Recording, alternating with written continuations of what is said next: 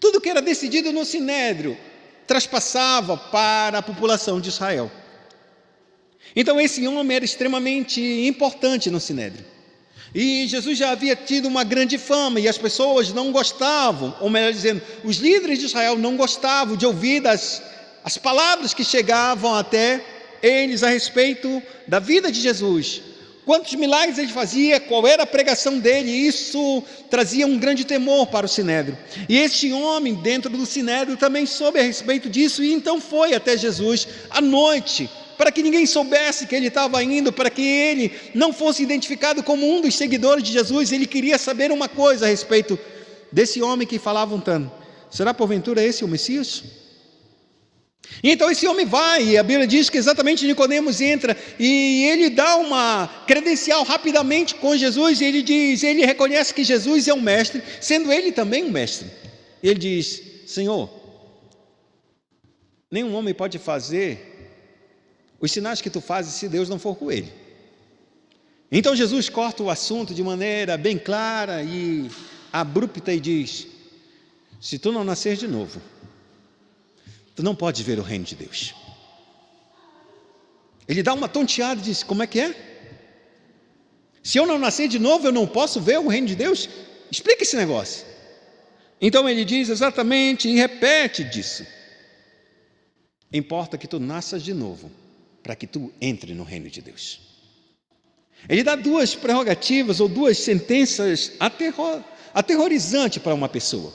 Uma pessoa que viveu todo o tempo na prática da igreja, todo o tempo com a Bíblia, todo o tempo esperando o Messias, e quando ele chega para verificar se o Messias é o Messias, Jesus vira para ele e diz: não importa as tuas credenciais, não importa quanto tu tenha estudado, não importa toda a tua reputação, e pode ser a mais bela, e pode ser a mais honrosa, importa uma coisa: importa você nascer de novo. Esse é o capítulo número 3. E dentro desse capítulo número 3, Jesus ele vai dizer o célebre versículo de João 3,16: porque Deus amou o mundo de tal maneira que deu o seu único filho, para que todo aquele que nele crê não pereça, mas tenha vida eterna. Ele está falando isso para esse homem de uma reputação que todo mundo diz: se existe um homem para ser salvo, é Nicodemos. E Jesus está dizendo: não existe um homem para ser salvo, importa que esse homem nasça de novo.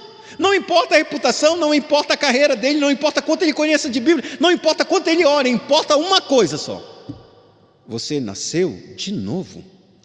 E então assim encerra o capítulo número 3 com essa chamada ao coração do mais honrado, da pessoa mais dedicada a Deus, que assim os homens imaginavam. E Jesus ele está dizendo: você precisa nascer de novo. Então entramos no capítulo número 4. No capítulo número 4 a Bíblia declara bem precisamente: quando pois o Senhor veio a saber que os fariseus tinham ouvido dizer que ele, Jesus, fazia e batizava mais do que João Batista, aquele que do lado do Jordão apontou, esse era o Messias. A partir de então o ministério de Jesus começa a avançar e começa a ter grandes milagres, e muita gente estava vindo para receber o batismo. Então os judeus começaram a pensar: que negócio é esse? A gente já tem um problema com João Batista, e muita gente batizando. Agora João Batista apontou um homem que é o Messias, e agora não somente ele aponta que é um homem que é o Messias, e agora tem mais gente seguindo Jesus e sendo batizado do que João Batista. Essas palavras chegam ao ouvido de Jesus e disse assim mesmo: vamos sair daqui, vamos deixar esse lugar e vamos para outro lugar, vamos deixar a Judéia e vamos partir para a Galileia. O caminho da Judéia para a Galileia, na travessia geográfica, tinha de passar por Samaria, e a Bíblia declara claramente que era necessário que Jesus passasse por Samaria.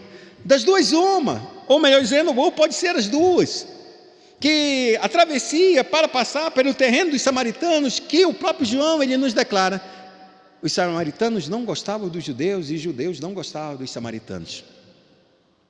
Mas a geografia para fazer essa passagem da Judéia para a Galileia era o caminho mais rápido, e os judeus eles faziam. Só aqueles que eram muito, mas muito demais ortodoxos não gostavam nem de passar pelo terreno da Judéia, da Samaria, e mudavam a rota. Mas isso eram muito poucos. Quase todos os judeus faziam essa rota para cortar caminho e chegar na Galileia. Agora a pergunta que se faz é: por que os samaritanos não gostavam dos judeus? A Bíblia declara que isso remonta a um tempo muito antigo, o tempo em que Israel estava dividido entre duas nações, Israel do norte e Israel do sul. E nessa Israel do norte, que completava as 10 tribos, eles desobedeceram a Deus e foram expulsos da sua terra. O rei da Assíria veio e levou eles cativos. Quando levou esse povo cativo, o exército assírio, ele tinha uma conduta, quando ele dominava um povo, quando ele tomava um povo e escravizava um povo, ele tirava esse povo da sua terra, levava para outra terra que ele conquistou, colocava esse povo lá, e um outro povo daquela terra puxava-se e colocava-se naquela outra terra. Ou seja, fazia uma migração. Para que a gente entenda por que isso é tão forte, porque a gente não luta por aquilo que não é nosso. É simples assim. O rei da Síria entendia, e os seus conselheiros entendiam que se eu tiver que conquistar esse povo e deixar esse povo lá, mais cedo ou mais tarde eles vão se rebelar e vão querer tomar de novo aquilo que era deles, porque eles estão na terra deles. Mas se eu colocar eles em outra terra, eles não vão se levantar. Eles vão preferir fugir para voltar para a sua terra, mas jamais lutarão por aquela terra. E era assim que aconteceu. Então os assírios colocou um outro povo estranho, que não era judeus, na terra de Samaria, na Palestina. E quando eles fizeram isso, a Bíblia declara que esse povo adorava outros deuses, e Deus não permitiu que a terra fosse novamente idólatra, tornasse novamente a idolatria. Então ele mandou feras, leões, entrando no arraial dos samaritanos e matou muita gente, de maneira que o povo que tinha sido colocado pelo rei da Síria clamou e disse: olha, ajuda, porque tem muitas feras vindo até nós e nos matando. Então o rei da Síria disse assim mesmo: encontrem sacerdotes que saibam qual é o Deus que rege aquela terra, para que eles possam ensinar qual é o costume desse Deus. Então eles pegaram alguns judeus, levaram para Samaria, e houve que a gente pode dizer, um sincretismo religioso entre a crença dos samaritanos e a crença dos judeus. E o povo que nasce agora entre judeus e samaritanos é um povo misto. E esse povo misto, os judeus que voltam agora do Reino do Norte, depois de muitos anos, eles voltam e encontram os seus irmãos, eles não consideram como irmãos. Sabe por quê? Porque é um povo misto, é um povo misturado, um povo que agora não adora somente a Deus, mas adora um Deus diferente, em que a Escritura para eles não é toda a Bíblia, ou melhor dizendo, todo o Antigo Testamento no tempo de Jesus, mas apenas os 5 primeiros livros da Bíblia. E esses 5 primeiros da Bíblia são os 5 primeiros livros que Moisés escreve. Ele não considera todos os outros profetas, eles não consideram mais nada. Mas os judeus não consideram todo o Antigo Testamento, e por causa disso há um choque, porque também o povo entende que o templo não é mais em Jerusalém, precisa ser construído um outro templo, e não construíram outro templo. Tem um outro tipo de sacerdócio, um outro tipo de vínculo. E o monte agora é o Monte Gerizim, não mais o Monte Sião, que está em Jerusalém. Por todas essas coisas, o judeu não gostava dos samaritanos. E agora a gente entra num processo extremamente penoso, porque quando Israel ele volta para a sua terra, depois de muitos anos, os samaritanos são os primeiros a lutar contra Israel para não levantar o templo. E ali começa a grande inimizade, e dali em diante se segue. Porque eu estou contando isso para que a gente entenda que há uma grande animosidade entre judeus e samaritanos. Só que existe uma segunda causa que ainda torna esse texto ainda mais relevante para nós. Porque agora Jesus verdadeiramente ele se retira, ele atravessa Samaria, e agora ele está indo com os seus discípulos, com os seus 12, caminhando, e chegam perto de um poço muito especial. Um poço é o primeiro poço a ser erigido lá de Abraão, e agora Jacó, depois de neto de Abraão, ele novamente cava de novo esse poço e dá água para o seu rebanho. E esse poço tão especial, a Bíblia é clara que Jesus chega a esse poço na hora da 6ª hora. 6ª hora para nós é meio-dia. Ele chega meio-dia nesse poço. O poço era profundo, ele não tinha, vamos supor assim, um jarro, um balde, alguma coisa que pudesse pegar a água lá no profundo. Ele senta, a Bíblia diz, cansado da viagem, Jesus senta. Os discípulos olham para Jesus e dizem: mestre, fica aqui, a gente vai até a cidade, vai comprar mantimento e volta. Jesus consente e eles partem. Quando Jesus está sentado, cansado e não tem como pegar água, ele fica lá esperando. De repente aparece uma mulher samaritana e chega diante de Jesus, e quando ela vai para querer pegar água para si mesma, Jesus abre a sua boca e diz claramente: dá-me de beber. E aqui começa um segundo problema. Judeus não falam com os samaritanos e os samaritanos não falam com os judeus. Mas existe um segundo problema aí. É que um homem nunca falava com uma mulher. Em hipótese nenhuma, um homem falava com uma mulher. E isso não precisava ser mulher samaritana. Ele só não falava. Ele falava o mínimo do mínimo. Ele não falava. Então Jesus abre o coração e diz assim mesmo: dá-me de beber. E aqui o que acontece é que a Bíblia declara que essa mulher vira-se para Jesus e disse: como tu, sendo judeu, pede a mim, que sou uma mulher samaritana, água. Para vocês entenderem o quanto é esse abismo de preconceito entre um homem e uma mulher, e ainda mais entre um homem e um samaritano, ou uma mulher samaritana. Estudando esses textos, os teólogos e os estudiosos disseram que, para se dizer que uma pessoa era extremamente perdida, ele dizia que ele era um samaritano. Para você chamar uma pessoa que vai para o inferno, disse: tu és um samaritano. Eles consideravam exatamente que os samaritanos iriam para o inferno, e fim de papo. Então, quando alguém dissesse pejorativamente: tu és um samaritano, tu és um filho do inferno. E por que isso? E aí ele ainda dizia mais: que quando uma pessoa tivesse e fosse uma mulher e fosse um samaritano, e essa mulher fosse samaritano, era pior de todas as outras coisas. Era preferível negar todas as escrituras do que fazer dessa mulher alguém que possa ouvir a palavra de Deus. O preconceito era extremamente forte. Só que aqui tem um outro vínculo aqui muito terrível que João começa a narrar para nós. Se no capítulo 3 ele traz um homem honrado, muito respeitado diante de toda a sociedade, agora no capítulo número 4 ele mostra uma mulher totalmente caída na miséria, caída na desgraça, com sua reputação lá na lama. E por que a gente sabe que a reputação dessa mulher está na lama? Porque ela vai pegar água ao meio-dia. As mulheres que tinham boa fama, elas vinham em grupos, exatamente para se protegerem, mas ela vinha em grupo ou logo no início da manhã, ou logo no finalzinho da tarde. No meio-dia, ninguém iria pegar água. De maneira que então essa mulher está indo ao meio-dia porque ela não quer se encontrar com ninguém, não quer que ninguém olhe para ela e com seus olhares acuse: quem é essa pecadora? Lá vai a pecadora, lá vai aquela mulher que não tem nenhuma qualificação, lá vai isso. Eu não sei se você já sabe, mas você já viu alguém desferindo os olhares de desprezo para com a tua vida? Alguém que olha para você e te despreza, porque conhece alguma coisa, algum erro, ou sei lá o que for, não foi com a tua cara e te despreza. Imagina um olhar desse de uma pessoa. Agora imagine uma cidade toda olhando para ela. Ela tem uma vida errada, ela tem uma vida pecaminosa, ela tem uma vida que não se enquadra no padrão da sociedade.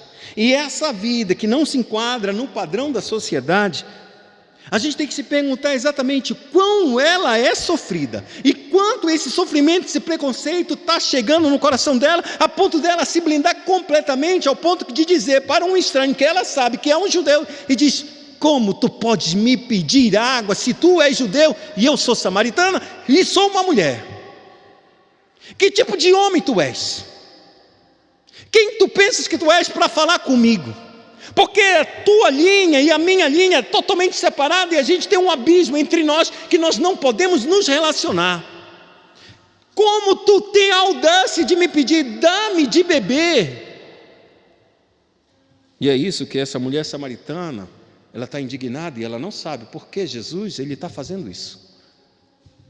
Porque Jesus se comporta diferente que todos os outros homens, inclusive do seu próprio povo. Então Jesus disse: se tu conhecesses o dom de Deus, e quem está te pedindo, dá-me de beber, tu me pedirias e eu te daria da água viva. E aqui começa uma grande história a respeito do que há no coração do homem. Aqui Deus vai começar a trabalhar no coração daquelas criaturas que estão mais perdidas do que não sei o quê, que estão vivendo debaixo de preconceito, e o seu preconceito está se repetindo ou se replicando na sua própria vida. Essa mulher não entende o que é isso, não entende, não conhece o dom de Deus e nem conhece quem está falando com ela. E como ela não conhece nada dessas coisas, tudo que ela conhece, ela sabe o quê? Eu preciso de alguma coisa que me tire dessa situação. Porque para mim é muito vexatório chegar todo dia, meio-dia aqui, e pegar água para mim, seja para tomar banho, seja para fazer meu alimento. Eu não tenho que vir sozinha, estou excluída dessa sociedade. Mas tem um homem que está me dizendo que pode me dar água, e uma água viva. Essa mulher vira para Jesus e disse: olha. Ela olha Jesus de cima a baixo e diz uma coisa: veja que tu não tem um pote, um jarro, nada para pegar água, e a água não está aqui na boca. Os estudiosos dizem que esse poço ainda existe, e esse poço que ainda existe hoje, ele tem 30 metros de profundidade. 30 metros de profundidade. E Jesus não tinha corda e não tinha jarro. E nos tempos de Jesus, esse poço era ainda mais profundo. Quando essa mulher olha para Jesus e disse: tu não tem como tirar água. Como tu tens essa possibilidade de pegar e tal dessa água viva? E então, a Bíblia diz assim mesmo. Jesus afirmou: quem beber desta água tornará a ter sede. Mas a água que eu der, nunca mais terá sede. Pelo contrário, a água que eu lhe der será nele uma fonte para jorrar para a vida eterna. Jesus traz a mente do coração dessa mulher para voltar a um dom de Deus, e quem está falando com ela, mas ela não consegue perceber, porque ela está ligada na sua angústia, nas suas aflições, nos preconceitos que assolam a sua vida, e ela está imersa nisso, e ela não consegue respirar, e nem consegue ver qualquer outra opção. Ela só quer se livrar de uma coisa: se eu tiver apenas uma única oportunidade de nunca mais voltar aqui, para não ter que ver o olhar das pessoas contra a minha vida, que Deus me dê isso, que esse homem me entregue, mesmo sendo ele judeu. Então Jesus, ele diz assim mesmo: olha, essa água que tu bebes, amanhã tu vai voltar de novo porque tu tem sede. Essa água que tu bebes, tu nunca vai parar a tua sede, sempre tu vais retornar para tomar essa água. Mas a água que eu te der, vai entrar na tua vida e vai se tornar ela como uma fonte a jorrar para a vida eterna. Quando a mulher ouve isso, ela ainda não entende, não compreende do que Jesus está falando. Ele está falando de uma satisfação tão profunda na alma da pessoa, tão profunda, tão gloriosa, que nem os olhares dos homens de preconceito, de acusação, de ódio, de raiva, seja o que for, os olhares que chegam contra nós como uma seta afiada, rasgando o nosso coração, abatendo a nossa alma. Jesus está falando de uma fonte tão rica, tão preciosa, tão poderosa, que faz com que a gente sinta tanta alegria, como se a gente tivesse nascido de novo. Então a gente pensa, e essa mulher está pensando assim, a cabeça dela está raciocinando tão rápido, tão rápido, tão rápido, e ela não consegue pensar como isso pode acontecer. Então ele diz: só faça uma coisa, Senhor, me dá agora dessa água. Porque se o Senhor está dizendo que essa água que eu beber vai ter uma fonte, eu não tenho que mais retornar aqui, e vai acabar meu desespero com essa sociedade, eu não vou ter que mais encarar nenhum homem, nenhuma mulher, ninguém. Me dá dessa água, me dá agora. E Jesus disse uma coisa para essa mulher: eu te dou, vai chamar teu marido e vem aqui que eu te darei. Essa mulher ouve o que ela não queria ouvir. Essa mulher ouve aquilo que tudo ela tentou esconder durante toda a vida dela, e ela só disse uma coisa: não tenho marido. Não tenho marido, então agora tu pode me dar. Só que o Senhor conhece a nossa vida. E a Bíblia declara que Jesus disse uma coisa que a gente tem que pensar muito a respeito das nossas vidas, como é que Ele sabe de tudo de nós. Ele disse: disseste com verdade que não tem marido, porque tu já tiveste 5 maridos, e o que tu tens agora não é teu marido. Isto tu disseste com verdade, não tenho marido. A Bíblia não diz por que ela teve 5 maridos. A Bíblia não me diz exatamente o que aconteceu com esses 5 maridos. Se ela foi viúva de 5 casamentos e agora está tendo o 6º, a Bíblia não me diz isso. A Bíblia não me diz que ela divorciou 5 vezes e casou 5 vezes e agora ela está no 6º marido. A Bíblia não me diz isso. Mas para dentro de uma cultura que é chamada de cultura de vergonha, em que um judeu, claramente era dito exatamente que um judeu poderia se casar no máximo 3 vezes. Se ele casasse mais de 3 vezes, ele era um homem desonrado, alguma maldição estava sobre a vida dele, então ele era como se fosse, como a gente pode dizer, excluído da sociedade. A Bíblia não me diz como foi que aconteceu dela perder esses 5 maridos, se ela divorciou ou divorciaram dela, ou se ela ficou viúva durante 5 vezes. O fato é que a vida dela relacional, a vida dela verdadeiramente emotiva com o relacionamento, era uma total destruição.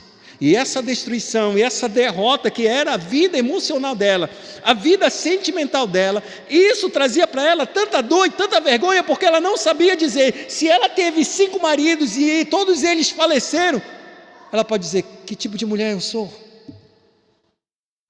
Eu caso e o meu marido morre? Ou que tipo de mulher eu sou, porque não tem nenhum homem que fique comigo? Depois de não sei quanto tempo ele vai e se separa de você, e eu encontro outro homem e acho que ele é bom, e ele vai, anda comigo um pouquinho e se separa e me divorcia de novo, e eu estou sozinho, então eu faço 1, 2, 3, 4, 5 vezes. Quando ele está na 6ª vez, ela não quer casar. Na 6ª vez, ela não quer ter um marido. Ela quer ser uma amante. Ela está em estado de adultério. E o Jesus, ele fala bem claramente: já tiveste 5 maridos, e esse 6º agora que tu tens não é teu, não pertence a você. Esse homem é de outra mulher. Tu és uma adúltera. A tua vida está na lama por causa dos teus pecados. A tua vida que está cheia de preconceito é porque você está caminhando para isso. Então essa mulher, ela se surpreende com isso. Ao saber que Jesus sabia de tudo isso, ele disse, e ela vira uma coisa e diz, vejo que tu és profeta. E então ela vira para uma pergunta que os judeus e gentios, judeus e samaritanos faziam: aonde realmente nós devemos adorar? É aqui nesse monte ou é em Jerusalém? E Jesus disse, mulher, chegou a hora e a hora já chegou. Ou melhor dizendo, vem a hora e a hora já chegou, que nem nesse monte, nem em Jerusalém adorareis o Pai. Porque os verdadeiros adoradores adorarão o Pai em espírito e em verdade. E é isso que Jesus começa a trazer para a vida dela. Uma vida de adoração, uma vida de entrega, uma vida em que há verdade verdadeira e absoluta na sua vida. Ela não está mexendo com engano, ela não tem que se esconder, ela tem que se aproximar de um Deus que conhece todas as coisas e que tem que viver uma vida realmente de verdade com o Criador. E Jesus, ele diz a si mesmo, vocês estão errados porque a salvação vem dos judeus. A salvação não vem do Pentateuco samaritano, não vem da forma como vocês entendem. Vocês estão entendendo errado, vocês adoram o que vocês não conhecem. Sabe o que é mais importante, amado, nessa história? É que essa mulher, cheia de preconceitos, cheia de erros, ela ainda está se importando em querer adorar o verdadeiro Deus, mas ela não conhece o verdadeiro Deus, porque ela não sabe quem Ele é. E por ela não saber quem Ele é, Jesus começa a se revelar para ela e começa a mostrar exatamente o que a gente precisa para viver uma vida realmente em que Deus possa ser adorado em espírito e em verdade. E então, Jesus diz assim mesmo: o Pai está procurando os verdadeiros adoradores. Alguém que vai adorá-lo em espírito e em verdade, porque é assim que o Pai procura. Essa mulher, quando ela ouve esse relato, ela vira para Jesus e diz sim. Eu sei de uma coisa, quando o Messias vier, ele vai explicar todas essas coisas que o Senhor está dizendo. E Jesus diz: eu sou o Messias, sou eu que falo contigo. Jesus não falou isso muitas vezes. Falou isso para pouquíssimas pessoas. Exatamente para essa mulher, no capítulo número 9, para o cego de nascença, e a última vez que ele vai falar sobre isso, que ele é o Messias, ele dizendo, é quando Pedro declara que ele é o Filho de Deus, e ele confirma. Resto, não mais. Ou melhor dizendo, a última vez é quando está no seu julgamento e os sacerdotes perguntam: diga para nós agora, tu és o Filho de Deus ou não? Tu disseste, eu sou. E vereis o Filho de Deus assentado à destra de Deus, vindo com poder e grande glória. E aí eles rasgam e crucificam Jesus. Por que Cristo ele tem que revelar-se quem ele é? Porque se nós não crermos quem ele é e ele não se revelar para nós, a gente vai viver nos nossos pecados. A gente vai viver sobre os nossos preconceitos. A gente vai se blindar, como essa mulher se blindou. Como é que ela deve se blindar para que ninguém olhe para mim e ninguém me acuse com seus olhares de acusação? Eu fujo desses olhares. E o que é que eu faço? Eles vão de manhã e vão à tarde, eu vou meio-dia. Assim eu não encontro ninguém e continuo vivendo a minha vida do jeito que eu vivo. Na amargura da minha alma, bloqueado e sendo preconceituoso e reagindo com preconceito. Só que nesse ponto, a Bíblia declara que quando Jesus se revela para essa mulher, eu sou o Messias, eu falo contigo, essa mulher entende. Essa mulher acredita. E ela veio exatamente ao meio-dia para fazer uma coisa, pegar água. E a Bíblia diz claramente, chegaram os seus discípulos. E os discípulos, quando chegaram, viram Jesus conversando com essa mulher. E o verso 27 diz assim mesmo: neste ponto chegaram os seus discípulos e se admiraram que estivesse falando com uma mulher. Todavia nenhum deles disse: que perguntas a ela? Ou por que falas com ela? Quanto à mulher, deixou o seu cântaro, foi à cidade e disse aos homens que falavam mal dela. A sociedade que olhava atravessado para ela. Vinde comigo e vede um homem que disse tudo quanto eu tenho feito. Será este, porventura, o Cristo? E a Bíblia declara que saíram os homens, pois, da cidade e vieram ter com ele. João marca muito bem. Aquela mulher que veio buscar água, a água que ela teria sede sempre e teria que retornar sempre, ela deixa o seu cântaro junto ao poço. Das duas, uma, ela deixa o cântaro porque, como uma atitude de gentil para que Cristo pudesse tomar e pegar água, já que o poço era profundo e ele não tinha o quê? Então eu deixo o meu cântaro para que tu possas te servir e eu vou-me embora para a cidade. Eu prefiro a segunda resposta, que uma fonte de água viva começou a jorrar no coração dela. Ela não tinha mais sede. Esse é o ponto, amado. Enquanto Deus não encontrar conosco, de fato, de verdade, não alcançar o mais profundo do nosso ser, os nossos cântaros continuarão vazios. E a gente sempre vai procurar em algum lugar satisfação onde a gente nunca vai encontrar. E vamos fugir de Deus. E vamos correr este mundo de um lado para o outro, correndo e correndo, buscando prazeres. Quando só Jesus é capaz de nos dar uma fonte que jorra para a vida eterna, onde não haverá mais sede. Essa mulher deixou o cântaro. E aquela que ele tinha tanto medo de se encontrar, ela foi em direção a eles. Estranho. Cadê o medo? O que mudou nessa mulher? Até ontem ela era isso. Hoje ela encontra com Cristo, e Cristo faz uma fonte, e ainda assim os seus pecados estão todos lá. Diante dos olhos da multidão, ela não mudou nada. Ela é a mesma. Mas no seu interior está tudo novo. está tudo perdoado, está tudo limpo.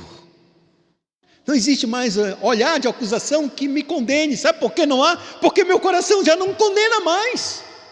Porque aquilo que as pessoas olham ou aquilo que as pessoas falam, Deus já me perdoou. E o perdão sara o nosso coração. O perdão não somente sara o nosso coração, ele gera e faz com que a gente consiga perdoar todos quanto nos ofendem. Então ela vai exatamente para o grupo de pessoas que necessitavam também do perdão de Deus e diz: venham. Disse para os homens da cidade: venham, vem comigo, porque eu encontrei o homem que falou tudo a respeito da minha vida. Quem sabe esse não é o Cristo? Amados, esses homens voltaram até Jesus. A cidade inteira foi até ele. E começaram a ouvir as palavras de Jesus. Essa mulher estava sentada e eles olharam o testemunho dessa mulher e viram que essa mulher estava diferente. Eles foram até Cristo e começaram a ouvir de Cristo. E quando eles continuavam a ouvir, e se você vai terminar o capítulo, eles disseram claramente a respeito disso. Verso de número 39, muitos samaritanos daquela cidade creram nele em virtude do testemunho da mulher, que anunciara: ele me disse tudo quanto tenho feito. Vindo, pois, os samaritanos ter com Jesus, pediam-lhe que permanecesse com eles, e ficou ali 2 dias. Muitos outros creram nele, por causa da sua palavra, e diziam à mulher: já agora não é pelo que dissertes que nós cremos, mas porque nós mesmos temos ouvido e sabemos que este é verdadeiramente o Salvador do mundo. O dia que Cristo mudar a tua vida, tu pode ter certeza que isso tocará o coração das pessoas. E as pessoas chegarão para perto de Cristo. Eles passarão a crer por causa do teu testemunho. Porque uma água viva nasceu no teu coração, brotou no teu coração. Uma água viva que o homem não pode dar, que você não pode produzir. A água do perdão de Deus, a água da vida eterna, a água de estar totalmente limpo diante de Deus, sem nenhuma acusação. Sem nenhuma culpa sobre sua vida, sobre sua consciência. Então esses homens, ao ouvirem Jesus, fica com a gente mais alguns dias. A Bíblia é clara que Jesus fica com eles, ensinando a eles 2 dias mais. Ao fim de 2 dias eles disseram: não é mais por causa do teu testemunho que nós cremos nele, porque nós temos ouvido e sabido que ele é o Salvador do mundo, ele é o Messias, ele é o Filho de Deus. Eu encerro nessa noite falando algumas coisas que são muito sérias para nós. O teu testemunho tem valor só se você nascer de novo. Porque Nicodemos, um homem ilibado, perfeito, aos olhos dos homens, ele precisava nascer de novo. Esse é um lado. O lado extremo do outro lado é que a gente tem uma mulher totalmente desqualificada moralmente. Mas assim como ela e assim como ele, precisava de uma coisa: nascer de novo. E ela nasceu. E quando ela nasceu, ela foi exatamente dizer aos homens que estavam mortos nos seus delitos e seus pecados: venham e conheçam aquele que me fez nascer de novo. E quando esses homens acreditaram no testemunho dela e foram até Jesus, eles próprios acreditaram que Jesus era o Salvador do mundo.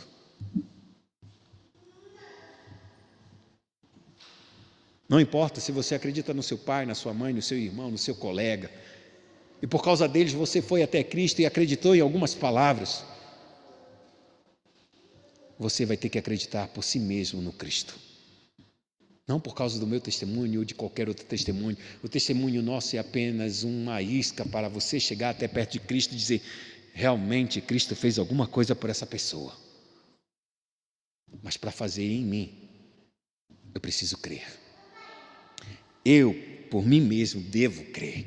Eu, por mim mesmo, devo confessar, para que a mesma fonte que Cristo fez jorrar naquela mulher, jorre também no meu coração. E o que eu aprendo é, amados,